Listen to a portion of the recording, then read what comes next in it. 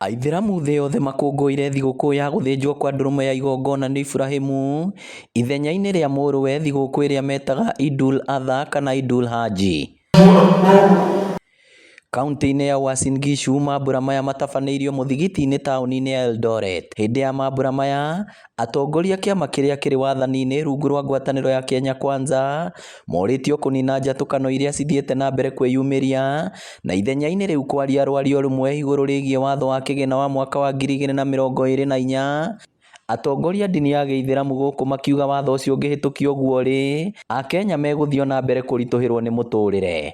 Mbele kuna bill ambayo inangoja ipitishwe, na ili hali mgawanyiko kwa chama kimoja kimeonekana. Tunatotaka kukisema tofauti zao waziweke kando, waangalie katika mswada huu ama waangalie katika bili hii linalofaa kupitishwa lipitishwe, lisilofaa liwachwe, na wafanye kwa umoja wao pasi kuangalia chama. Kaunti-inĩ ya Murang'a nakuo mambura maya matinatigwo na thutha itũra-inĩ rĩa mjini Kĩharũ.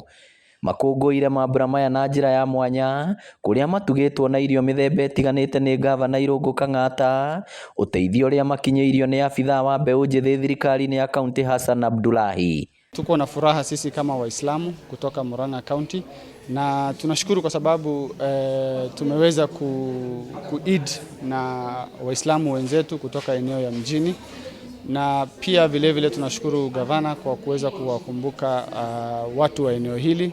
Tuko na 180 households ambazo wameweza kupata chakula leo hii, na ni furaha kubwa sana. Macoketie ngatho makiuga matiuma na mwĩhoko wa gũkũngũĩra mambura maya na njĩra ya kũrĩanĩra kumana na kwambatĩra gwa thogora wa mũtũrĩre. Langu mimi ni kushukuru gavana wetu Irũngũ Kang'ata Dr. kwa sababu ya kula, yani kama amekula idi na sisi, na pia wakati mwingine pia yeye ametufanyia mengi ambayo hatuwezi kuyatamka hapa.